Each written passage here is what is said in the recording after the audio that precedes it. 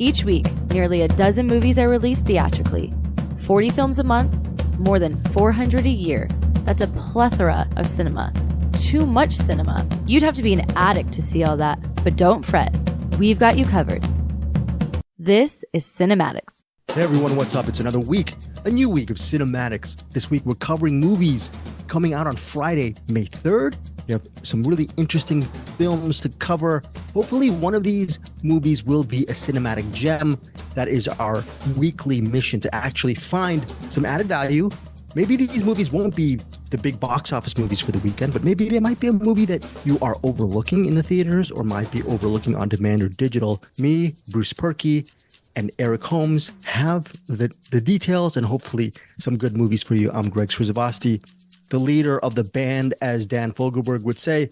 Am I the leader of the band, Bruce Purkey, or am I not the leader at all? I'm groupie? Are you the groupie, maybe? Maybe I might be the groupie. I have a feeling with all the interviews he's doing, Bruce, that Eric Holmes is the leader of cinematic lately. What say you? Yeah, I think so. The producer. Okay. He's the what would the guy who like produces the show and brings all the bands together and yeah, that's him. Eric, you are things. Eric. So me and Bruce have now nominated you as the lead. Anderson Cowan is no longer here in physical body; he's here in spirit. So, how do you feel, Eric Holmes? You are now the leader of CinemAddicts. Well, if I'm the leader of this ship, it's going to sink a lot faster than it has been. Okay, well, before the ship sinks, let's talk about the movies we have in store for you this week. We have Jeanne du Barry. I don't know if I'm pronouncing it correctly. Johnny Depp's new film.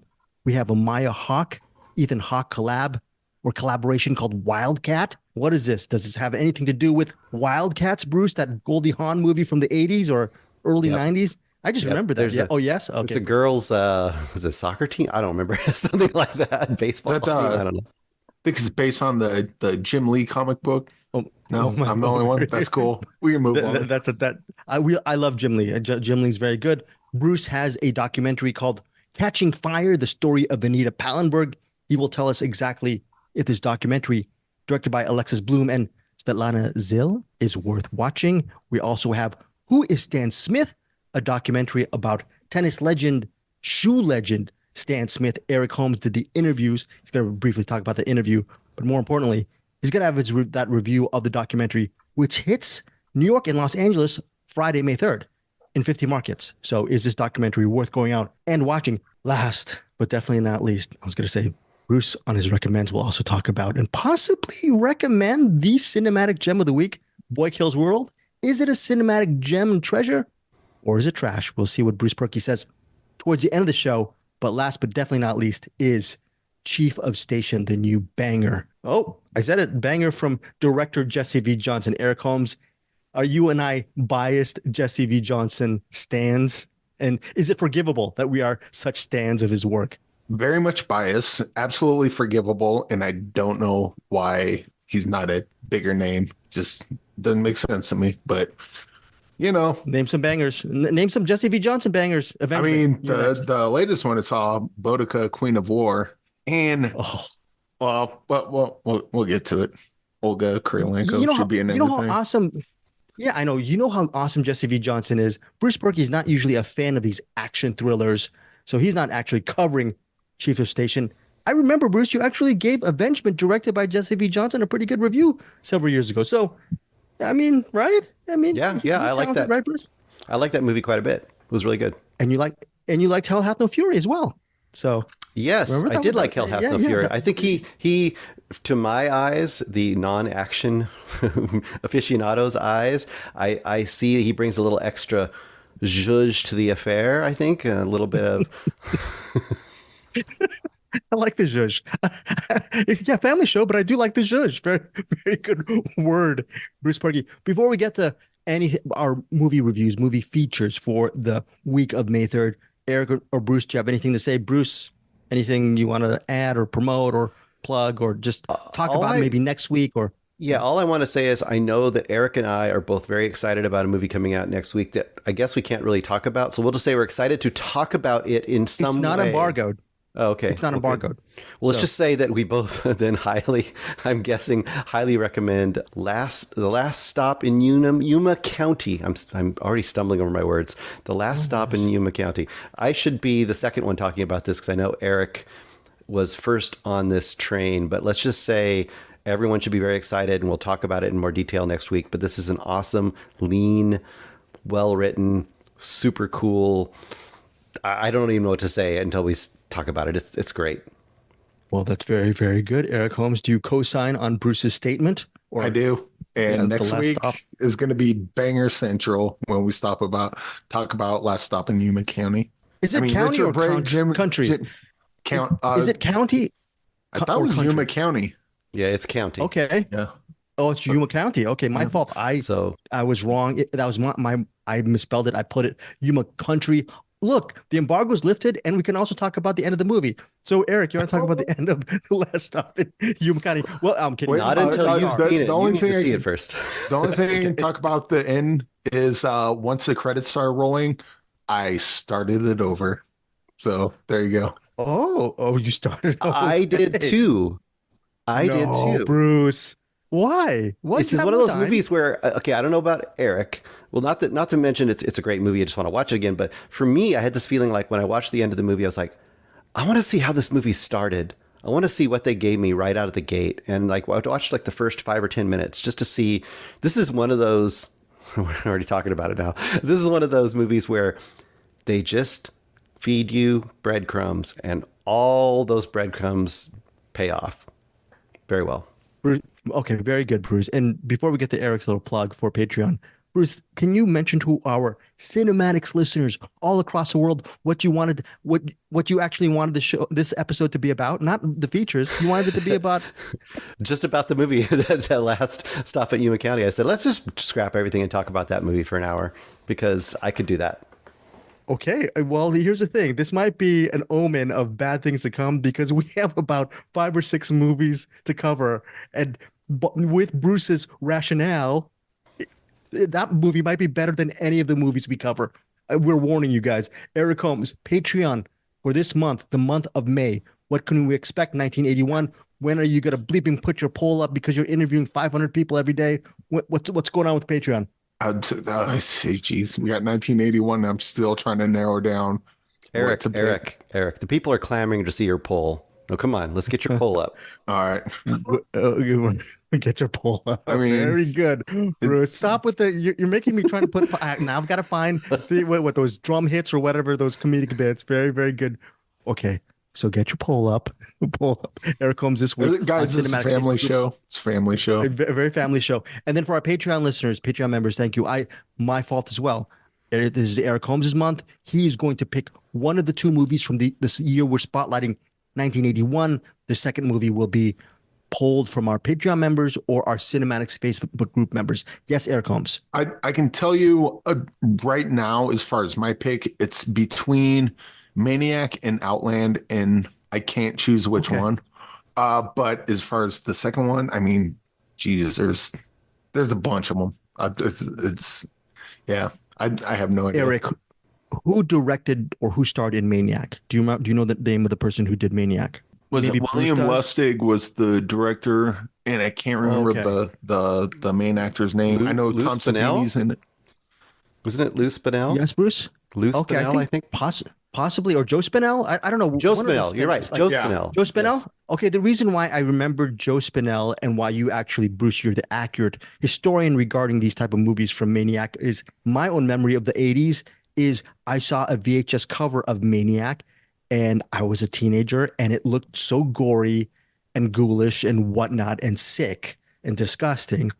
I couldn't rent it from my local video store and bring it home to the family. Look at this So you know what? I haven't done it for 40 years. I'm excited to see Maniac or Outland. Yes, Eric Holmes. On IMDb, Maniac's listed as 1980, so that made my decision for me. We'll do Outland. Oh, you'll do Outland, okay? Yeah, well, and then we'll pick a second. We'll pick a second one. We'll do a Patreon thing for that. But I mean, yeah, there's a bunch of them. Okay, so Eric's pick this is very good on the spot pick for Patreon is the Sean Connery film Outland. I don't remember who it's directed by. My apologies. Hyams. Is it Peter Hyams? Peter Hyams. Yeah, Peter Hyams, Outland. What a great! I've interviewed Peter Hyams. I think it's one of the Hyameses. Yeah. No, okay. Well, one of the Hyams is okay. Well, who did Breaking Away? I always get confused by that stuff, but I know Bruce Purkey is a fan of Outland when he saw it years way back when. Bruce, am I guessing on this? So you were saying High Noon in Space, right? So yeah, I remember it being okay. I remember it being a weird. Well, it sounds like a hybrid, and it is a hybrid. I think it was that era where they were trying to do more serious / epic space movies with celebrities. It was after Alien. So I remember it definitely has some Alien influence, like spacesuits and stuff. Alien, I think it just celebrated some kind of release, like 40-year release or something in theaters recently, which that wasn't a superior sci-fi film from the 80s. That was Battle Beyond the Stars, or wasn't that? Or The Black Hole? What hello? Galaxy of Terror? How come everyone... Extra, Okay. that's the one. I've never even heard of Extra. Anyways, Dude, you find out which Hyams brother? Was it Peter Hyams? It was Peter Eric Holmes? Peter Hyams, very good. Yeah. Eric Holmes. Now, again, Outland, going to be our Patreon. Second pick is going to be from a polling vote on our CinemAddicts Facebook group, as well as our Patreon member group. So thank you guys for that. Let's start off with our features. Wildcat, directed and co-written by Ethan Hawke. Wildcat it's not a biopic. It's a surreal drama starring Maya Hawke, his daughter, as Flannery O'Connor, this celebrated Southern Gothic writer who is Catholic. The movie centers on her. Well, it's weird. It's a non-linear narrative. Flannery O'Connor, sort of the premise is she moves back home with her mother to her mother's house. Mother's played by Laura Linney, because she's suffering from lupus. She has an advanced case of it.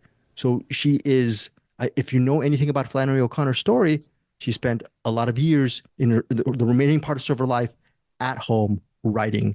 So you get to see a little bit of a window into Flannery O'Connor's life within that home. But that's just like a kernel of the story, because the movie is also based on and inspired by the collection short stories by Flannery O'Connor. So you will see Flannery O'Connor's life in nonlinear fashion, but also you'll see portions of her writings, of her short stories, intermingled with her real life, because I'm paraphrasing, one of her quotes was, she doesn't write to escape reality or to create to create fiction. She creates fiction not to escape from reality, but to actually dive in and plunge into reality. So the blend of reality, of fiction and nonfiction is seamlessly, I think, blended in Wildcat. It might be confusing for some, but it features a really great performance from Maya Hawke, and you get to see really the soul and the inspiration and the struggles of Flannery O'Connor, her struggles with her faith, with her mother, and Laura Linney. Laura Linney and Maya Hawke, they each play, I think, 6 different roles in the movie. Oh, this is, I think, going to be a divisive movie. I want to see what do you think of Wildcat in general? Okay, yeah, in general, I liked it. First of all, I would kind of, on the plus side, I would say if the description that Greg gave worries you that it's going to be hard, really trippy and weird and hard to follow, I don't think it really is. I think it's, once you understand, we're in one of her stories right now, I think once you understand that happening, I think every time it happens after that, you kind of get it.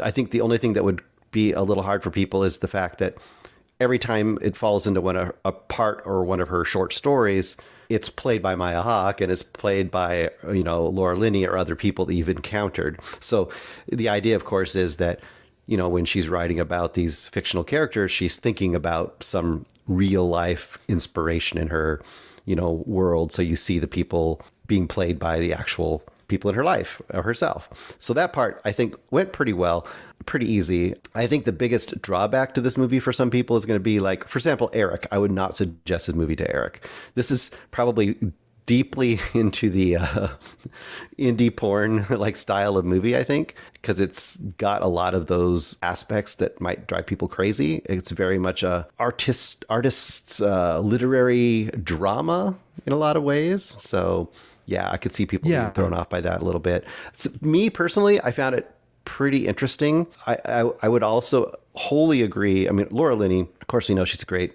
actor. without going anywhere. But I think a lot of people are kind of still sleeping on Maya Hawke. They don't quite understand that she's anything more than, she's the kid and she's getting these Nepo baby roles and she's in Stranger Things. So, whatever.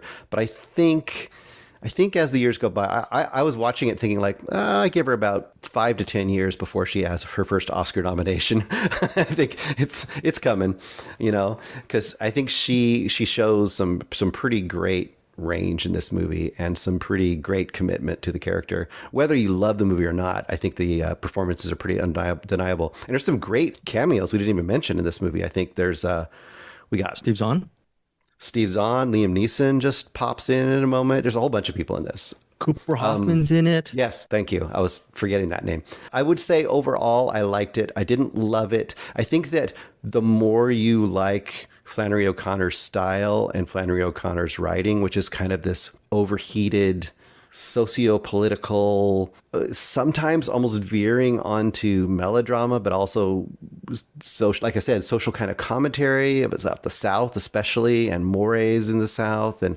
religion, a lot of stuff about religion. If you can kind of get into all those flavors, I think you'll enjoy it all the more. And her writing is singular to a fault. Right. True. I mean, when we talk about Wise Blood, people, I'm sure, are very split on the efficacy of that novel.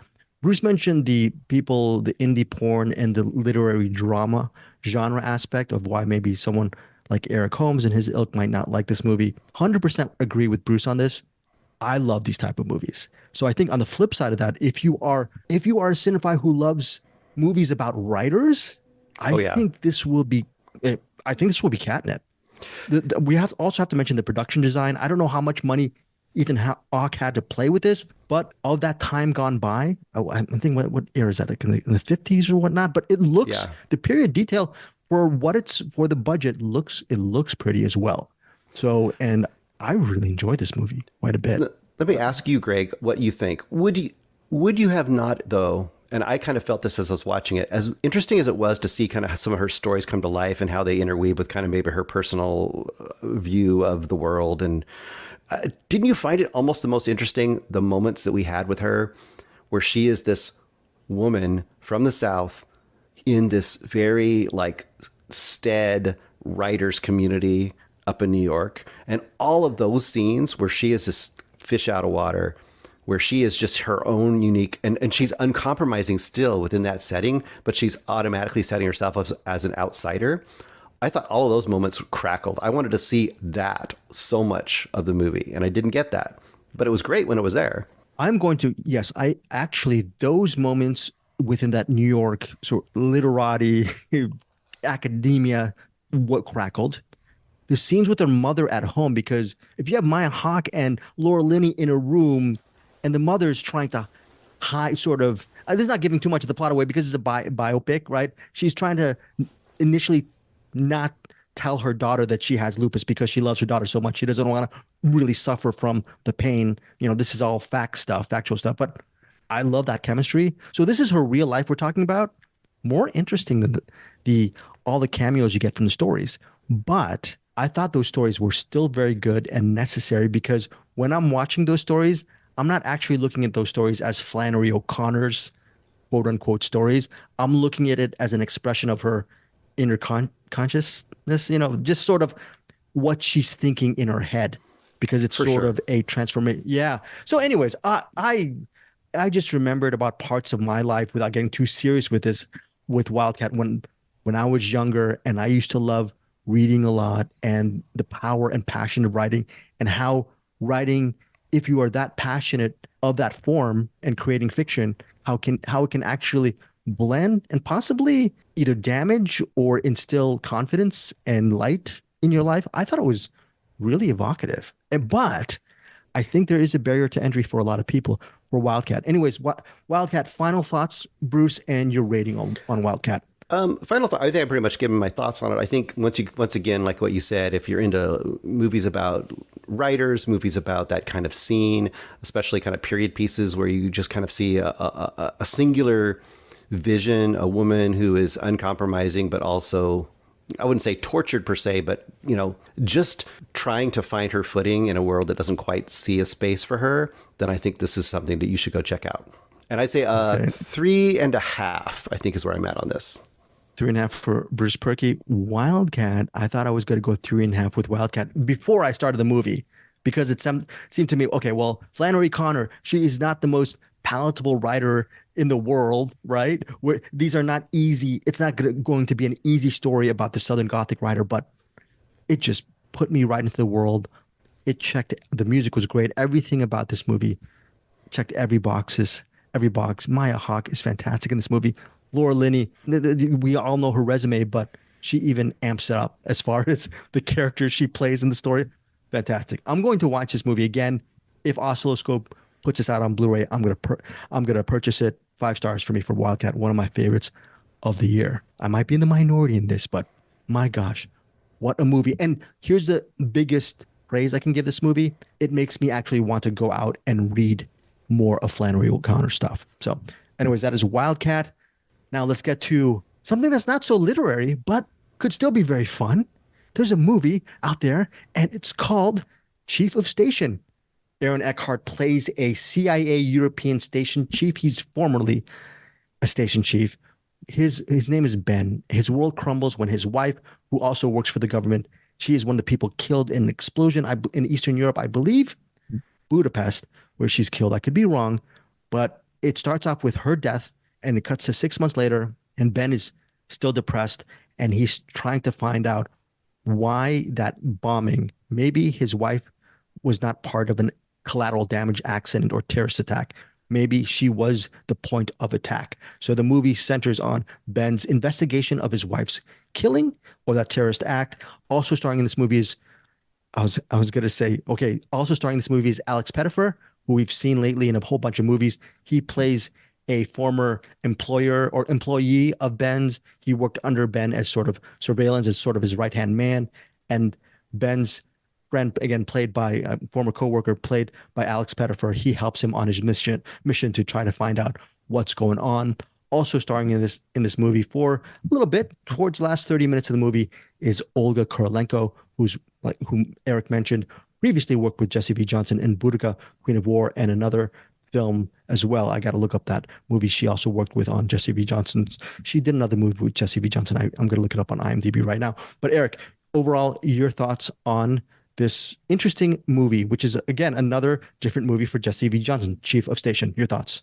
This reminded me a lot of Captain America, the Winter Soldier, but like if that was a good movie, like, and so Winter Soldier costs what, 170 million, I think, and was people loved it for reasons I don't quite understand. This is like the good version of that with like a minuscule fraction of the budget. I just kind of, is a spy thriller. It's kind of, the plot gets a little overly convoluted, but the action scenes are awesome. I guess my main issue with this is that, like you mentioned, Olga Kurylenko, her character doesn't show up until like the last third of the movie. And she's one of my favorite action stars, just period. And she's awesome. Oh yeah, I could have used way more of her in this. I heard that Alec Baldwin was originally supposed to play Aaron Eckhart's character, and for whatever reason he dropped out, and they got Aaron Eckhart instead, which works. I knew that before going into this, and I'm trying to watch like Aaron Eckhart's character in this, trying to picture how Alec Baldwin would have worked in it, and I think they upgraded with Aaron Eckhart. He's pretty great just in general, but he's really good in this. The action scenes are awesome. The spy thriller again gets really convoluted, but for a spy thriller, I think I followed it for the most part. And yeah, look, it's Jesse V. Johnson. He makes nothing but bangers, and this one's no different. Yeah, I thought Aaron Eckhart was very good as Ben Malloy, the lead in the movie. And what's great is Ben is, even though he's a former chief of station, he's not a John Wick type of character. He's not going to enter a room and he's not going to murder 20 people in a row. A lot of the movie is drama based as he's trying to uncover the mysteries behind his wife's death. So some really interesting shots of, I guess I think it's set in Hungary. I could be wrong, but Budapest, that area. Beautiful production design. As a spy thriller, I thought it's pretty well done. There are a couple of nitpicks I have regarding a couple of the characters, and I wanted some of the plot. The only way I can actually elaborate on my nitpicks with this movie is to get into spoiler territory. But again, those are nitpicks. Overall, I really enjoyed this movie. I thought it was really good action, but it's not wall-to-wall action. It's a lot of spy thriller drama, okay, intermixed with action here and there. So just when you look at the trailer, if you're expecting tons of action, you're going to get action, the Jesse V. Johnson action. But if you're a fan of Aaron Eckhart and drama, you're going to get a lot of that spy thriller drama as well. Yes, Eric. And if you want to see some cars getting absolutely destroyed, you get a lot of that in this. Right. I will say, like, as far as action scenes go, like Aaron Eckhart, like he's definitely like a Liam Neeson action star, not a Scott Adkins action star or a Olga Kurylenko action star for that matter. So you could definitely see them kind of cutting around his limitations. But I mean, you know, Jesse B. Johnson's a pro at this. I couldn't help but like wish that they got someone like Scott Adkins in there. As good as Aaron Eckhart is in this, I kind of wish that they would have got like a Scott Adkins kind of actor in this to really be able to do the action scenes. But Aaron Eckhart's a great actor, and like you said, it's not wall to wall action. So I think the trade off kind of pays, you know, it pays off well in this. And again, Eric and I are huge Jesse V. Johnson fans. I'm sure Eric Holmes. You saw Nina Bergman. She had a very small role in the movie as sort of the former boss of Ben. Remember, Ben used to be an operative, so she actually has a small role. And we love Nina Bergman as a lead in Hell Hath No Fury. It's one of these things where if you actually, Eric's watched more Jesse V. Johnson movies than I have, he ends up employing a lot of the same people in his movies. So you'll just see, I can't wait 5 or 6 years from now, Eric, when we're reviewing more of his stuff, and you're going to see Aaron Eckhart here, Scott Adkins there, Olga Kurylenko here, you know, all these different people that populate his movies. He's sort of like the Robert Altman of action directors when it comes to stuff. Yeah, I'm sorry. Eric. Well, I was going to throw out Alex Pettyfer too, because last 2 movies we saw him in was 5 Pounds of Pressure, which was pretty good, and Sunrise. Like, I mean, he's kind of Sunrise, 5 Pounds of Pressure, and this, he's kind of killing it. It looks like he's got one called The Ministry of Ungentlemanly Warfare. Yeah. Wait, is that the new? Is that the new? Yeah. Oh, that's a new Guy Ritchie movie. I'm an idiot. Yeah. Oh, yeah. That's a new Guy Ritchie movie. And did you ask that director about Evil Dead? What was that Evil Dead movie? What was that movie, Bruce? He's got to be in the Evil Dead remake, Bruce. What was that? He's the director. No, I don't think it's from this one. I think it's going to be from the Yuma County. The director. What's going on with that director from Yuma County? He might be up for another Evil Dead movie too, because we just talked about last week. What was the other one? The Spider movie. That person was also possibly up for an Evil Dead movie. So I think one of them's the Evil Dead movie, and another's an Evil Dead spinoff. That could be true. I don't know what the difference is, but.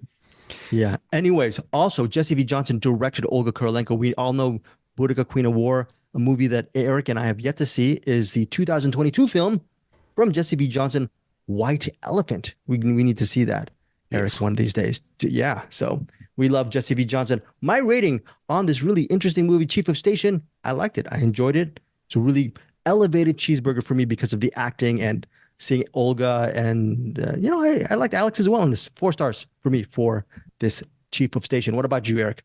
I'll probably go I'll probably go 3.5 on this one. Coming off Boudica, Queen of War, that movie is like awesome. This one needed more Olga Kurylenko, but still 3.5, solid recommend. And look, if you like Captain America, Winter Soldier, like, how can you not like this? I wouldn't understand if someone saw this and was like, this movie sucks, but you liked Winter Soldier. Like, I don't get that. But this one's kind of like the good version of that. Okay. So that is, wow, that's Chief of Station. Again, it is in theaters May 3rd and available on demand. If you don't want to see it in theaters, again, you can check it out on demand. Now, a documentary that hits 50 markets on May 3rd, and including New York and Los Angeles, is the documentary that Eric Holmes covered. It is Who is Stan Smith? Again, Stan Smith is, if you are a tennis fan, you're going to know who Stan Smith is just by the way he looks, the mustache, iconic, and the shoes. Eric, you interviewed the director and Stan Smith himself. How did that interview go, and what were your overall thoughts on this documentary? The interview was pretty long one, and it was good. I 25 get minutes, the yeah. got to interview the director Danny Lee and Stan Smith. Going in, I had no idea who Stan Smith was, so the name "Who is Stan Smith" was appropriate title, at least from my point of view. And then watching it, I'm like, oh, I guess I should have known who. Apparently, everyone on the planet knows who Stan Smith is, except me. But it goes through pretty much his entire career and his life, and he's had a pretty interesting one. Not just being a great tennis player, but the whole shoe thing. There was forget the guy's name, but there was someone that he kind of took in from, I believe it was that somewhere in Africa. And there was a bunch of government stuff where him and his family was in danger.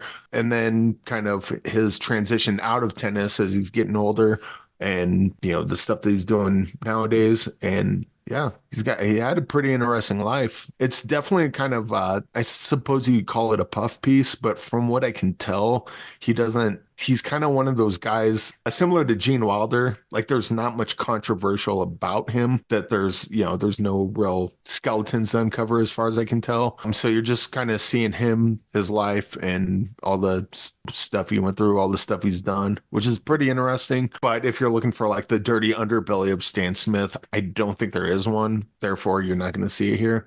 But yeah, pretty good. Eye-opening for me. And apparently everyone on the planet knows more about him than I do. So I don't know what's new to learn and what isn't. But from coming from the perspective of someone that knew nothing about him, I thought it was pretty interesting. Okay, so that is Who Stan Smith.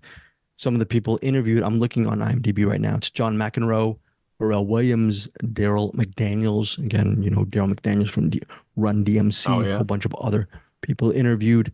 Your overall rating for Who is Stan Smith, Eric Holmes? I'll probably go 3.5 on this one as well. Definitely recommend, but coming from my perspective, not knowing anything, there was a bunch of stuff that I learned from it. I don't know how much of this is general knowledge and how much isn't, but your opinion may vary depending on what you already know.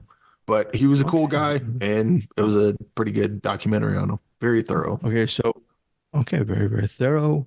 Bruce Purkey, Catching Fire, the story of Anita Pallenberg. It's directed again by Alexis Bloom and Svetlana Zil. So who is, not Stan Smith, but who is Anita Pallenberg? And is it worth watching an entire documentary on Anita? I think it is. First of all, I didn't know I knew who she was, but then I did know who she was when I started watching it. So it's one of those like, oh, maybe you know who she is, but, well, if you're in my age group, maybe, but you don't know her name. So if you remember not too long ago, at least some of us, I know I did, I think maybe you did too, Greg. We watched, was it the Rolling Stones and Brian Jones, or the Stones and Brian Jones? I forget what the exact title was. Yeah.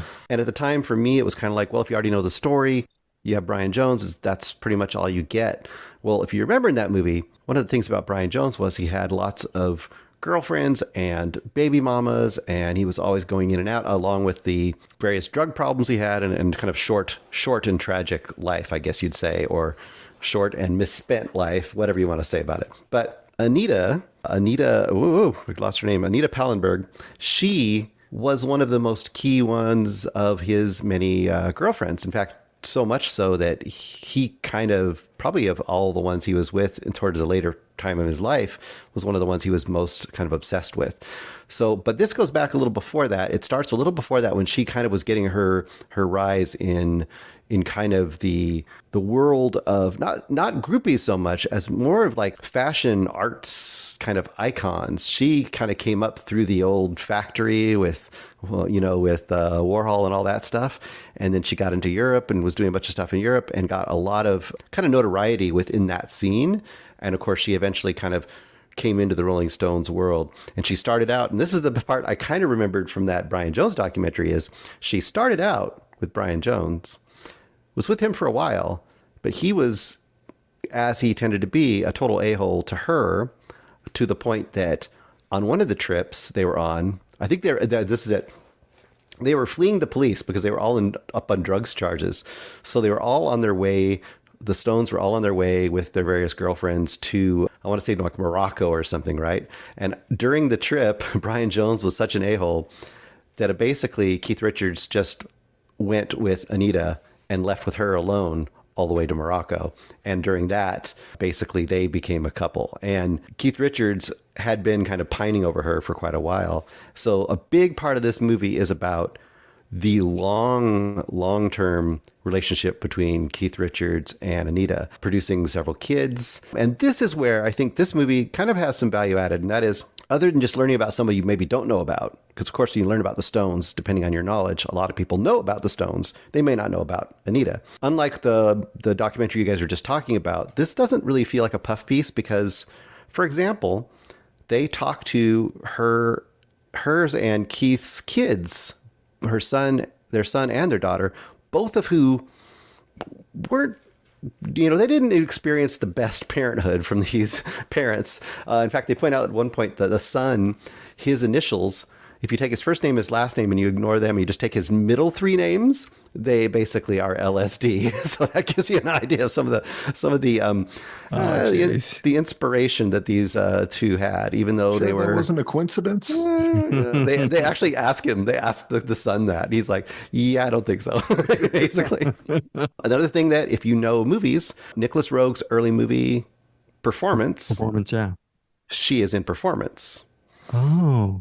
Yes, she is one of the main characters in Performance. And of course, that was a big deal because at that point she was firmly with Keith Richards, but she had days and days of love scenes with Mick Jagger. That's so interesting, man. What a complicated web. Yeah, so this is full of, archival footage and family films. Like they must have had 8mm, super 8mm cameras with them like a lot of the time because there's tons of footage of them. Of course, a big, strong part of it is in that period from Brian Jones till mid-ish 70s. That's kind of the hot period of when all that stuff was going on. Also, little things like you get to find out why she was the inspiration of You Can't Always Get What You Want and who is singing that about her and why. That's kind of interesting as well. The only drawback to this is sure, you understand why it really sticks with her strong Rolling Stones years, the ones we kind of just mentioned. And granted, that's probably going to be the most interesting thing to most people. But there are little drop-ins in the later part of her life where we get to see a really extreme thing that happened to her kind of after she had split up with Keith Richards. And there's also a time period even later on where she's like a huge influence and friendship with Kate Moss, which, what the heck, where did that come from? So my feeling is, personally, I would have loved to have seen some of the more obscure things later in her life, like what happened later in her life, because I think her life was pretty interesting throughout. The last thing I'll mention is, but overall it was good. The last thing I'll mention is a lot of this is told through voiceover, which is her unpublished autobiography. So after she died, because she died fairly recently, her unpublished autobiography was discovered. So you hear a person reading as her voice. Scarlett Johansson. Yeah. I didn't even notice who it was, but yeah. Was Anita Asian? She was not. Oh, that's okay. I get what you're doing there. Okay, very good. This is actually Ghost in the Shell 2. I really got to dig up those rim shots. Very good.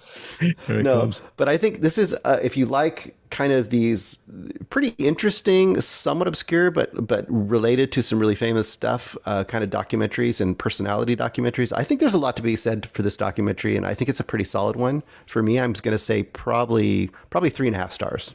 3.5 stars, Bruce Purkey, for Catching Fire, the story of Anita Pallenberg, again in theaters on May 3rd, as well as available on VOD, video on demand. So you can check it out. If you can't always get what you want, but you can get this on VOD. I'm just trying to sound like a pitch man. What am I doing? Before we get to Bruce Purkey's recommends and his box, not his personal box, but what's in the box. Let's get to, I don't know. We're very good. Eric Holmes. Let's get to Eric. He's got his poll. He's ready.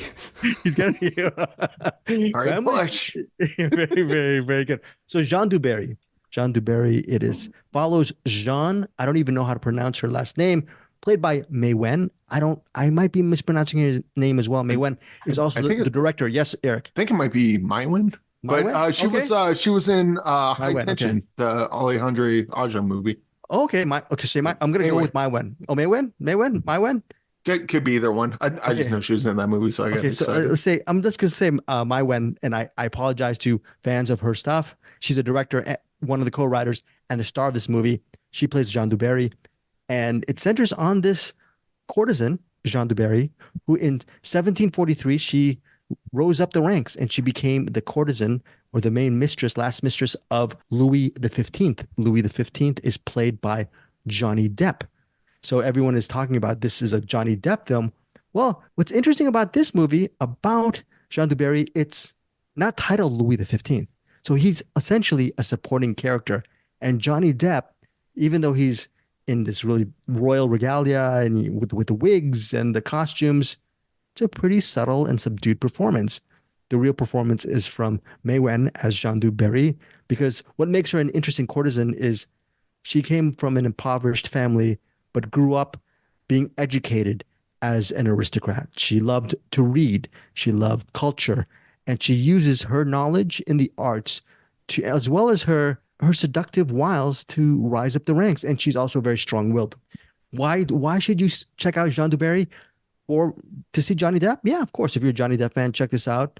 You might be disappointed because it's not one of these over-the-top performances, but I think he's very good in this movie. It reminds me of maybe, I haven't seen this movie, but I know Eric and Bruce both enjoyed maybe several years ago the Johnny Depp film Minamata. So it's one of those type of things where he sinks into the role, but he doesn't overstate. He doesn't have any scenery chewing moments. Like, I'm sure because of the subject matter, Minamata, it was a very subdued performance from Johnny Depp. That's what I'm assuming from you guys. And I think both of you guys like that movie. I like this movie because in the theaters, think about period drama, Versailles, widescreen. So if you like movies like Barry Lyndon, this is if you're a fan of period dramas, this is a movie that's worth watching. I never knew anything about Jeanne du Barry. What happened to her as a courtesan? Does she actually survive in the court of Louis the 15th? That's the big challenge. How does she stay in this court in Versailles in a life of luxury and opulence? Does she maintain that, or is there a fall from grace with Jeanne du Barry? I'm not going to say, but it's a really well done movie. I love the performances by Johnny Depp and Mai Wen, or Mai Wen. I apologize for that. I just looked it up. I think you're right. I think it's Mai Wen. Mai Wen? Okay. Yeah. I think I said Mai Wen. I said Mai Wen, but Mai Wen. Okay, Mai Wen. No, I corrected you incorrectly. Oh, Mai Wen. So it's Mai Wen. Yeah. Okay, Yeah. Mai Wen. Very good. Thank you, Eric Holmes. So Mai Wen's very good. Years ago, Mai Wen directed a movie called Police, Polisse, and I really love that movie. I definitely want to really watch that again. It's a great police thriller drama, but she's a very talented filmmaker. She does great work with the production design in this movie. It's sumptuous, and if you're watching it in theaters, that's the way to watch this movie. I saw it on a big screen in my room, but it's still, I was thinking this would be so lush and beautiful to watch in the theaters. And you get to, it's really interesting historical period drama. So my rating for Jeanne du Barry, it's like a solid cheeseburger type period drama. Loved learning about her. Enjoyed Johnny Depp's and Mai Wen's performance. The only nitpick of this movie is there's not too much conflict. It's about the inner machinations of the day-to-day of living in Versailles with the royal court. So the conflicts are relatively minor, which is fine. But so this is a solid recommend for me for Jeanne du Barry. 3.5 stars in theaters only on May 2nd, and it will play. I Googled it. It said it's only going to be playing for 5 days, and then eventually it'll go on Apple TV Plus, on demand, digital. But so if you're listening to this somewhere on May 1st, May 2nd, May 3rd, you have only several days to catch Johnny Depp and Mai Wen in Jeanne du Barry. So let's get to Bruce Purkey. This is the Bruce Purkey round to close out CinemAddicts. First of all, Bruce Purkey is into the storm. No, he's not into the storm. That's not him. That's him and Max. He's staying to the max. No, he's not. No, it's Q Into the Storm. What is Q Into the Storm about? What the heck are you doing, Bruce Purkey, watching limited series when you should be watching, with each limited series, there's like 6 episodes. You could have watched 2 solid movies instead of these TV shows. How dare you, you bleep and bleep. What is Q Into the Storm about? This is one of those I've been meaning to watch for, 3 or 4 years since it came out, because it's been out for a while. And I thought, well, it's a, election year. It might be interesting to check this out. And I think it's pretty useful to have under your belt. I don't know how much the average person knows about Q, other than they might just know generally that Q and QAnon is kind of this vague, possibly right-wing, possibly conspiracy theory, and you might know that. You might know a little bit of the details. But this movie, or this series, is actually pretty cool because the way they approach it is this. The director goes in with the approach of, I want to figure out who Q is. So it's like a mystery at the core, right? I'm gonna start from the beginning, figure out what Q came from or where it started and what it is exactly. And then as I'm doing it, I'm gonna see if I can track down the actual person or people who are Q. So that is a great like driving force for this. And in the process, and it seems like it took them at least 3, 4, maybe 5 years to film this documentary. And I think they start it shortly after Trump gets into power, sometime during that administration. 3-year investigation, Bruce. Yeah. Correct. Yeah. And it ends essentially about the time that January 6th happens. So it ends right in that time period. And of course, it's never ended, but whatever. They will find out more about that. I think the key I would give to this to people is if you don't know anything about Q, it is fascinating and strange. If you know a little bit about Q, it's worth knowing more about it, because to find out what is actually believed, where it actually has come from, and the way that essentially most likely a troll online has affected the entire political system in America is still doing so, is quite something. And just as a little side, first of all, to me, Q is like, I know I'm going to probably make people upset here. Q is like Scientology or Mormonism. When you find out what those groups actually believe, you're like, those people don't actually believe that. It's like those South Park episodes where they kept saying like, they actually believe this. Q is one of those things where it's like, oh, they actually believe this? Oh, they're actually in Congress now? That's amazing. Flat earthers. Yeah. Are you serious? One of the people running for president right now has actually retweeted, I don't know, 1,000 QAnon memes or more. Yeah, it's a true thing. So anyway, I say that alone makes it really, really fascinating. So whether your politics go whichever way, this is still fascinating. So. Is that why Bruce Q Into the Storm, it got 57% from the critics, but the audience score, 93%, just because it's a really involving type of documentary with the 3-year investigation. It's just really well researched, I'm assuming. Yeah, I don't know what the critics' problem would be, other than maybe the critics want it to be more political. Like we talked about Civil War, right? Sure. To me, this is one that doesn't have to be political, because the fact that what it's talking about is so wackadoodle, and the fact that this stuff has become political is enough of a statement right there. You don't have to like take a side, really.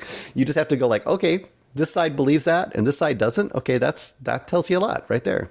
So wanted to mention a little something. You mentioned the January 6th insurrection. This sounds like that makes sense. That having the insurrection at the end of a documentary almost like lately seems almost like I guess like I'm surprised who is Stan Smith. Maybe did have an insurrection at the end of it. I don't remember, but it's like did the Anita Pallenberg have a January 6th insurrection? No, it did not. But it almost seems like any documentary that comes out like from now on has to have that at the end of it. At least this one makes sense in context of what it is. It absolutely does. And it's a direct line. And in fact, the people that you've been following through the whole saga literally end up there. So it's just, it actually makes January 6th make even more sense than it might if you just think like, oh, here's a bunch of people that just got really upset with America's politics and got told to go down there and do this thing and just did it. Like, no, it was absolutely 100% tied into Q and QAnon, like 1,000%. Okay, so that is Q Into the Storm. Bruce, what is your rating on this document? I'm really excited to see this. I can't wait to see it. It's a lot. It's pretty great. I would say 4.5. I'd say 4.5. You could probably make it in like one less episode if you squished it together. Although the stuff is pretty fascinating. It's a lot, I tell you. Okay, Bruce, you are not allowed to watch any more TV shows. You next several weeks, just Jesse V. Johnson limited movies. Jesse V. Johnson movies for Bruce Purkey. Oh wait, Bruce isn't done yet. Our out is in about 9 minutes. Bruce, real quick, they just hit me up that got pushed to tomorrow, so we're good to go. Sweet. No, I'm not good to go. I want us out of 9 minutes. I'm just saying. I wanted my own rim you shot. have to hurry on my account. I wanted my own rim shot. This okay. So Eric Holmes will bless us with his presence. I say this not in jest because he's been doing a lot of interviews. Eric, here's the thing: we at CinemAddicts, we are cinephiles supposedly. We do not want you to stop being. We want you to stop being professional and stop doing these interviews. Okay. Okay. Bruce, we're just trying to relax. Right? I will after I do the one with the sticky fingers. After that, I'm done. Okay, first of all, it's sticky fingers, not That's what I sticky said. That's fingers. Sticky fingers. My win, may win. Potato, Right? potato, sticky fingers, sticky fingers. Yeah, I have my. I was gonna family show, but very, very good, very, very good. Eric Holmes. Okay, Bruce. I was gonna say you only have 10 seconds to talk about Boy Kills World before you get into your box movie, but since Eric has a little bit more time in this episode, just here's a bat, here's the ball. I'm gonna lift it up. I'm gonna hit. I'm gonna let you hit this. Boy Kills World. Is it going, gone? Is a homer? It's something. Yeah, this is this is actually it's a hard time for me because some people are going to love this movie. I think a lot of people will like this movie. I despise this movie. Boy Kills World. Peter Beta liked this movie. Peter Beta, one of the trio from the beloved podcast, Middle Class Film Class. We are friends with all those guys. We love them. Okay, Bruce. Actually, yes. Middle class film class. Eric Holmes. So, I'm sorry, Bruce. Go for it. Directed by Moritz Moore. I think I have that name right. Starring Bill Skarsgård as Boy. Charlton Copley's in this. Famke Janssen's in this. Jessica Roth is in this. A bunch of people are in this. Dude from The Raid's in this as the shaman. So I would probably give this 2.5 to 3 stars if it were just this. If it were just the story, which is basically he lives in this futuristic society. When he's a kid, they have this thing kind of like the Hunger Games, right? Where they gather people randomly and they kill them as part of this yearly culling of the whatever. It's authoritarian government, right? Yeah. And Boy's family gets killed. But he escapes it himself. He gets raised by the shaman. You have a whole sequence where he goes through training, martial arts kind of training and stuff to get him to the point where he's grown up and he's just out for vengeance to get these evil government people that did it. And it's very John Wicky and stylized as far as the way the fighting goes and everything. If it was just that story and he goes through and then he has to fight the bad guys and either the bad guys win or he wins or whatever happens, I'd probably go 2.5, 3 stars on just the overall production, the way the fights are played out. Bill Skarsgård's role is great. I mean, I think the acting overall is okay. Here's the problem. The artifice of this movie is that he can't hear or speak. So the entire time we are hearing his inner monologue voiced by a dude from Archer. I can't remember his name. Okay. H. Benjamin, whatever his name is, that guy. Okay. So that, and most of the time, he's also accompanied by the visible dead spirit of his sister as like a sidekick. This is all done in a super goofy, cringe-inducing, goofy video game style. Comic. Oh, comic style. Okay, my fault. Okay. So it's comedy. It's this weird comedy mixed into this action movie, and it absolutely, for me, just absolutely doesn't not work. It's horrible. Offensive? Everything is just not offensive per se. It's just done in this it's try hard. It's very, very, very try hard. And then the other thing that ruins this movie for me, I mean, and this is a movie, like I said, if you get 10, 15 minutes into it and you're digging the style, you're going to love this movie. If you are a lunkhead like me and Eric, will we be laughing and going, "Yeah, this movie's awesome"? No, it's comedy, right? Okay. I mean, I like dumb comedy, but it's like what dumb comedy works and what dumb comedy doesn't work. You know what I mean? Like, what's your style of dumb comedy? I mean, Eric's queuing up the movie right now while you're speaking. By the way, I could see people hating Hundreds of Beavers. Not me. I loved Hundreds of Beavers. Yes, I love Hundreds of Beavers too. Awesome. But you know what I mean? Like, if you would know immediately, if that tone didn't work for you, you wouldn't like it. This tone doesn't work for me. And then there's one other thing about this movie. It sounds like this movie insults one's intelligence, the way you're reviewing the movie. That's what I mean, because is it pandering kind of movie? Is it a pandering movie, you think? To me, the kind of comedy that I like that I just hate,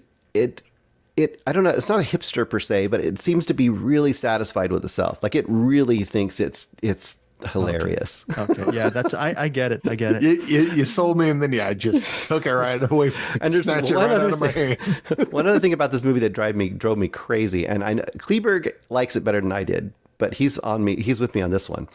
There is a reveal From Force 5 podcast, Jason Kleberg. Yes. Yeah, yes, there's a reveal probably at about the, I don't know, 2/3 mark in this movie that's supposed to blow your mind and just allow you to really root even more for what's going on. And if you think about what happens in that reveal, and I can't talk about it, obviously, it's one of the dumbest reveals ever because it makes you should, if you believe the reveal, you should actively root against Boy. For the rest of the movie. Okay. And now I'm back in. Okay. So, well, I hope that link is still available for me and Eric. Maybe Eric and I will pick up next week on a rewind. And Bruce may actually, Bruce will. You know what's weird? I'm gonna end up watching this. Oh, you might love it. 5 thinking stars. I'm gonna love it, and we're probably gonna watch it and hate it and be like, Bruce, you tricked me. We'll see. It is my superpower. I tell you how much I hate a movie and people love them. Bruce is going to get out his stupid ruler. Wait. His intellectually lacking ruler to see where Eric and I land next week on Boy Kills World. No, well, some smart people like this movie as well. Again, Jason Kleberg from Force 5 podcast, right? As well as, I don't know what the other two, Tyler or Joseph Navarro, Tyler Noe or Joseph Navarro from Middle Class Film Class thought, but again, Middle Class Film Class. Yeah, but Peter Beta liked it. So 70%, okay, 59% from critics, Boy Kills the World. So I'm thinking Bruce Purkey camp. 70% from 100 verified ratings from the audience from Boy Kills World. I think it speaks to the fact there will be fans, a lot of fans for Boy Kills World. But I'm so excited to see this. Yes, what's the big bet? I would argue that a movie like this should be higher than 70% by the fans too. Like this should be a no-brainer. Okay. 6.8 on IMDb. That's 0.1 away from a perfect score. Okay. All right. So that is Boy Kills World. As we speak, currently in theaters, you can buy. I might even just. I might. Oh no. I have the link. I don't have the money. I have the link. Okay. Okay. So tell us what you think of Boy Kills World. Is Bruce Purkey correct that it is a? Oh, great. I didn't get my rating. Yeah. What is your rating? Half star.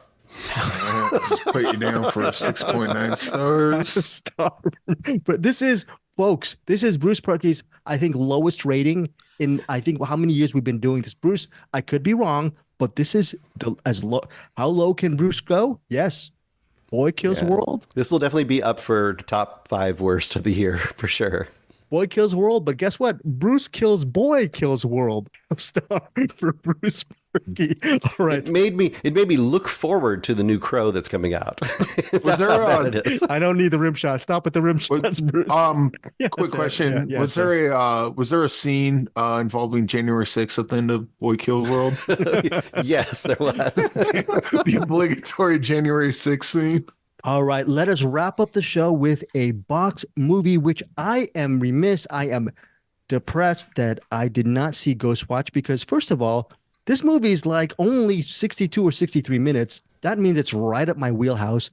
Plus, I was looking at reviews of Ghostwatch. It got some really great reviews from just people I respect. The person I respect right now is reviewing it, Bruce Purkey, Ghostwatch.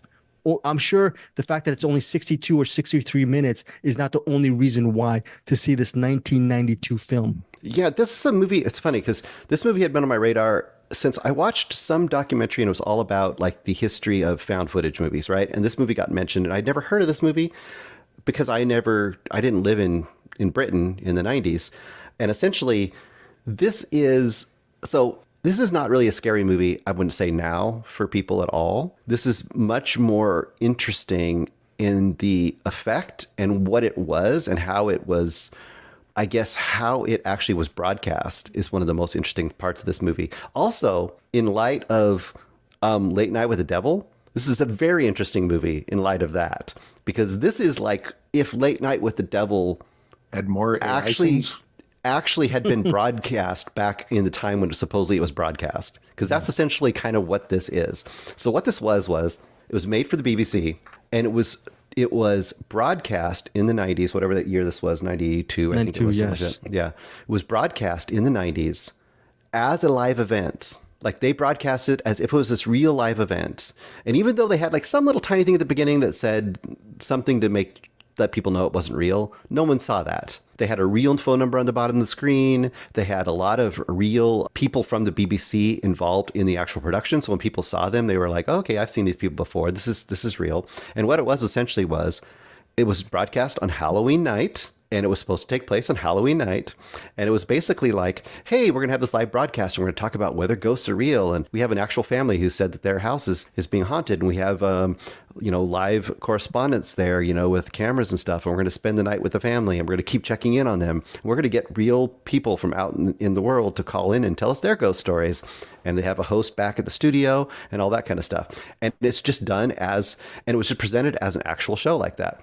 And of course, as it goes on, like any reality, found footage movie, things start to go awry. But it was all done in the guise of an actual live broadcast, to such an effect that people who saw it in the day when it actually was broadcast, this was kind of like the BBC's version of War of the Worlds, essentially, because it angered the public. It freaked out the public.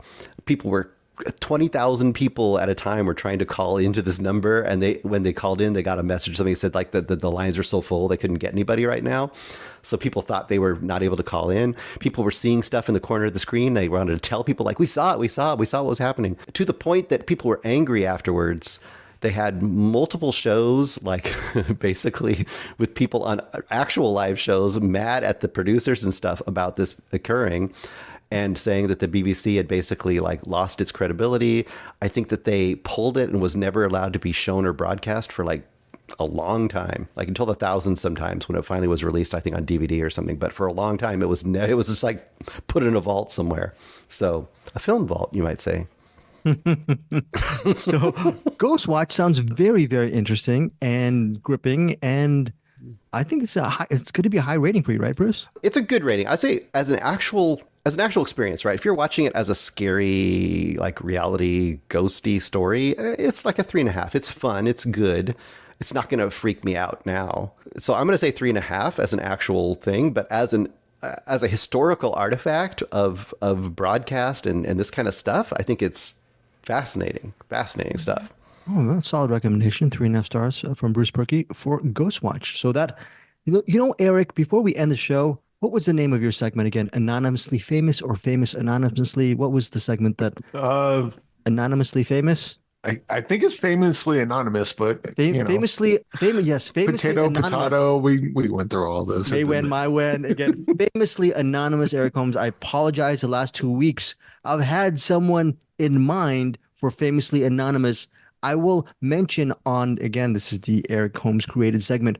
Eric Holmes, next week, I will have Famously Anonymous. I will have you and Bruce try to guess what my thing is. My only clue for next week's Famously Anonymous segment. Again, this segment is Eric created a segment about people working in the film industry or who have worked in the industry. And you look on their IMDb, their resume, and they have so many credits that they should be famous, but they're not. So, but my only clue next week, which is not a big clue, is my Famously Anonymous pick is a director. And to add a little bit of, not fuel to the fire, but to add a little bit of context, this anonymous director who's famously anonymous, I will review one of the director's films as well for next week. And then provide context. Everyone already knows who Brian De Palma is, but that's fine. My knowledge goes beyond Brian De Palma. I take umbrage to that. It's Alfred Hitchcock. Oh, is it Jesse V. Johnson? We're going to cover another one of his movies next week. Yeah, another Jesse V. Johnson movie. By the way, Jesse V. Johnson, I would like to say he's famously anonymous, but I think Eric, there's enough Jesse V. Johnson fans in the world to know what he's all about. Not enough. There needs to be more. Gotta get those numbers up. He's too good. He's too good to be where he's at. And where he is awesome, but come on, guys. Yeah, Jesse V. Johnson's awesome. Yeah, Jesse V. Johnson is an awesome filmmaker. One of his favorite movies is that Lee Marvin movie, Point Blank. You'll always be on my favorites list just because of that choice. Speaking of choices, we have what's in the bleeping box for Bruce Purkey. He's going to find out. If you want to actually add some movies into Bruce's What's in the Box, brucepurkey@gmail.com. Or send me a homing pigeon with a thing attached to it. Or come on, CinemAddicts. Yeah, Is that the sound pigeons make? Join our Facebook group. We're doing some good stuff there. Or pigeon. This was suggested by Nikki Whelan from Flood. Oh, The Flood. Nice. Right? Yeah. The Lost Boys, 1987. There you go. Okay. The Lost Boys. Yes. Which I probably haven't seen since 1987. So there you go. I have not seen The Lost Boys. I've never seen that movie. Director Bigelow, right? Yes. No. No. So I Near Dark. Who drew it? Oh, Joel Schumacher. Yes. Go. Yes, Eric Holmes. I was gonna say I run karaoke, and one of the places I do it is this place called Hatch Cover. Mm-hmm. And there's a guy that comes in every week. His name's Alex, great singer, but every once in a while he does the "Cry Little Sister" song. Oh, and right. Crushes it every time. It's awesome. Wow. I think that's I remember that being in the movie from watching one of the movie clips, and I don't even know. Is it a great movie? We'll see. It's so depressing. When he was still alive, I interviewed Joel Schumacher a whole bunch of times, and I still have not seen, to this day, The Lost Boys. Yes, Eric. He did make the greatest Batman movie ever made. So, and again, Batman and Robin. It seriously is the greatest Batman movie ever made. Because why again, Eric Holmes? It's freaking hilarious, and Arnold Schwarzenegger's puns are there's no peers. They're just that great. It's like the Adam West Batman silliness, and I think people are like, I want the dark Batman. It's like, come on, he's a guy in a bad suit attacking a guy frozen. Because Batman's inherently silly. Batman and Robin just embraces it. Yes, we're a silly movie. We're gonna go for it. Oh, very, very good. Okay, that's final. I'm just because you said that, that's a final thought from Eric Holmes. Final thoughts from you. I'm not wrong. You're not. I plead the fifth on that. Bruce Purkey. I still have not seen Batman and Robin, by the way. I'll be honest with you. Did that come out in 81? No, it didn't. Damn it. By the way, Eric Holmes is wearing a CinemAddicts merch shirt. We got to figure out how we get our merch game back up. But we never plug our merch stuff. Eric does a great job with the merch, so we got to get our merch stuff back. Shirts, Find Your Film, CinemAddicts, shower cat. We have the horse-drawn carriage stuff there, shower curtains, all that stuff. Bruce Purkey, final thoughts on CinemAddicts for this episode 240. Is that it? Yes, go ahead. I guess my only thing would be if we're trying to continue to sell or forward promote our discussion of The Last Stop in Yuma County by also mentioning that it co-stars one Jim Cummings, if you didn't know that.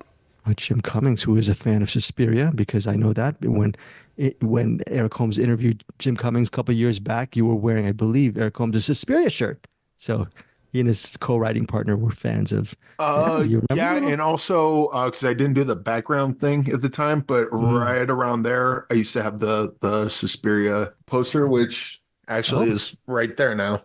Oh, very, very cool. It's a new Suspiria, but I think that kind of. Yeah, it was good stuff. Okay, and next week, again, we have a couple of movies to review, but if Bruce Purkey has his way, it's only going to be The Last Stop at Yuma County episode. We'll see if that works itself out. We will see you here. Yes, Eric Holmes. Before I go, also, Michael Abbott is in it from Death of Dick Long. Oh, wow. Yeah, he shows up in it as well. I feel so Richard Brake is in there. Richard Brake is so good on everything. Okay. Barbara Crampton's in it. It's not even fair. Faison Love. Faison Love? Yep. All right. There's so many good people in it. In fact, okay, I guess next week we're just going to be talking about that movie and doing spoilers. We'll talk about spoilers as well. We're gonna have to do a separate episode with everything else we need to cover. Okay. With that said, thank you guys so much for supporting us on CinemAddicts, and we'll see you next week for episode 241. Take care and have a great week watching movies. Goodbye, everybody. Thank you for joining CinemAddicts.